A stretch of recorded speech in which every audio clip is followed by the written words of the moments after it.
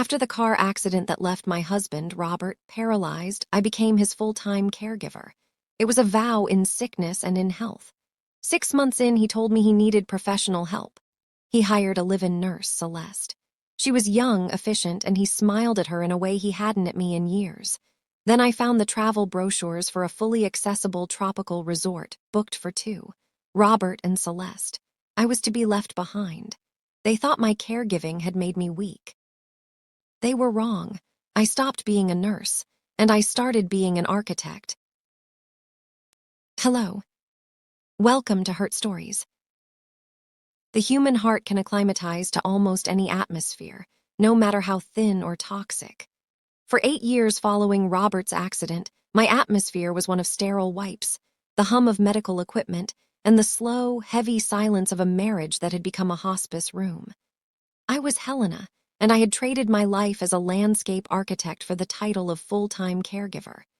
It was a choice born of love, then duty, and finally, a kind of silent, stubborn endurance. Robert was not an easy patient. The pain made him bitter, and his bitterness was a weapon he wielded with precision, always aimed at me, the one person who wouldn't leave. So when he suggested, with uncharacteristic softness, that we bring in a bit of professional help to give me a respite, a part of me wept with relief. I imagined a sturdy, no-nonsense woman who would handle the baths and the bed transfers, allowing me to simply be his wife again for an hour a day, to hold his hand without also holding a bedpan. Celeste was not that. She arrived like a spring breeze in our stale, clinical house, 28 to my 48 with a sleek blonde ponytail and a disarming smile. She was competent, yes, but her competence had a gloss to it, a performative grace. Robert's eyes, which had long looked through me, began to follow her. He laughed at her jokes. He called her his angel. The dynamic shifted subtly, then overtly. My suggestions about his care were overruled. "Celeste thinks," became his new mantra. I was being edited out of my own life's work. One Tuesday, while vacuuming his study, a room I'd avoided for months because it felt like trespassing in the shrine of the man he used to be, I moved the legal pad beside his computer. Underneath were brochures. Glossy, beautiful brochures for a luxury resort in Costa Rica, specifically advertised as fully accessible. The dates were circled for the following month. A confirmation email was printed beneath them. 2 first-class tickets, Robert Walsh and Celeste Mercer. The world didn't go dark. It became horrifyingly hyperclear. The vacation was scheduled for the week our daughter was away at soccer camp. They had planned it around my isolation. He wasn't just having an affair, he was planning an escape, with my replacement. Using the money I had meticulously managed to keep us afloat. I was to be left in this house of memories and medical debt while they started their new, tropical life. The caregiving had not made me a saint in his eyes. It had made me furniture, and they were redecorating. I stood in that study, the hum of the vacuum the only sound, and I felt the last vestige of the woman who loved him detach and float away.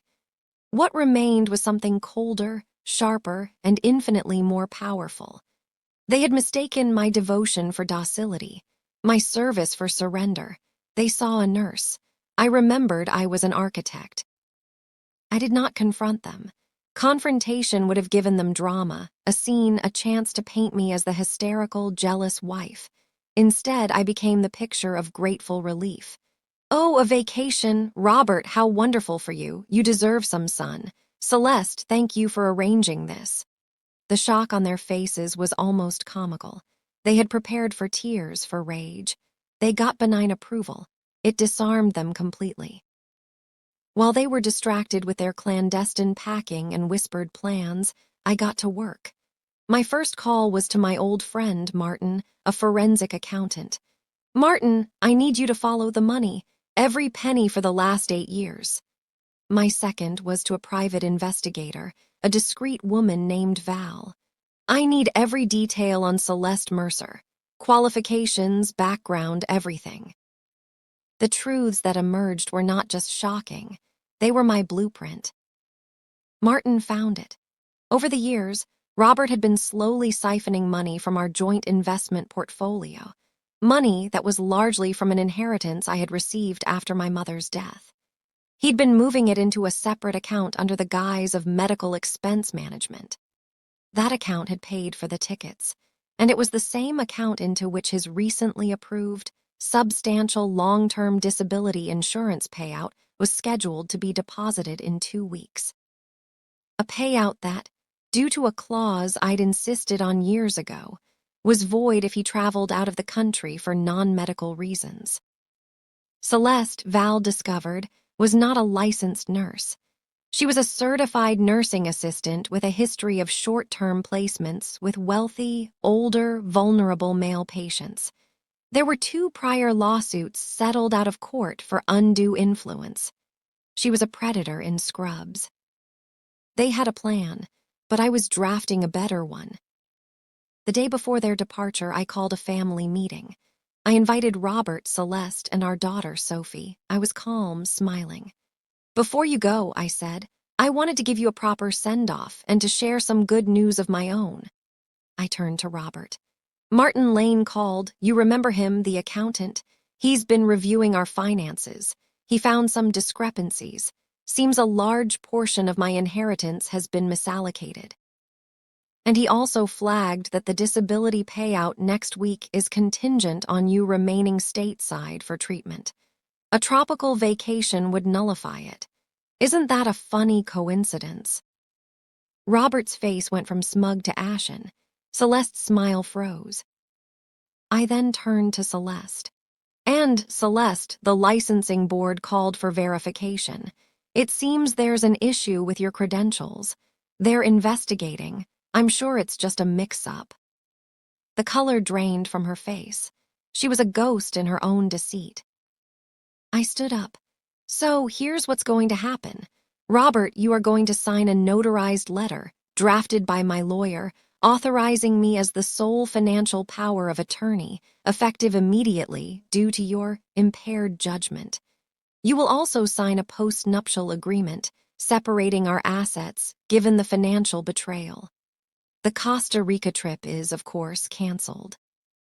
I looked at Celeste. "Your services are no longer required. Your final check will be mailed. If you attempt to contact my husband again, or if any hint of this sordid little plan reaches our daughter's ears, I will not only forward the full investigative report on you to every nursing board in the country, but I will also sue you for restitution of the stolen funds you facilitated. The Uber is outside to take you to a hotel. Goodbye." The silence was absolute. Robert was trembling, a broken man staring at the ruins of his own cunning. Celeste, without a word, gathered her purse and fled. I had not raised my voice. I had not shed a tear. I had used the very systems they thought were theirs, money, law, information, and turned them into walls around my future. In the weeks that followed, I hired a proper, vetted, middle-aged nurse named Brenda. I used the financial control to refinance the house, freeing up equity. I sold Robert's expensive, unused medical equipment he'd insisted on.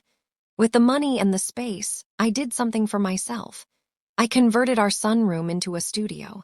I began designing again. Small gardens for healing centers, therapeutic landscapes. Robert, stripped of his schemes and his enabler, retreated into a bitter silence, then eventually a pathetic dependence. The power dynamic had irrevocably flipped. I was no longer his caregiver, I was his warden and his benefactor. I ensured he was clean, fed, and medically cared for by professionals I hired and managed.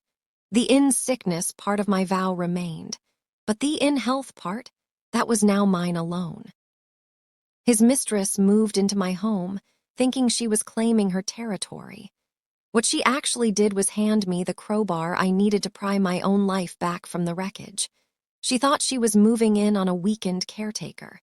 She didn't realize she was walking into the domain of an architect who had simply forgotten how to draw her own blueprints. I didn't fight her for my husband. I let her have the broken man she thought was a prize. And I took control of everything else.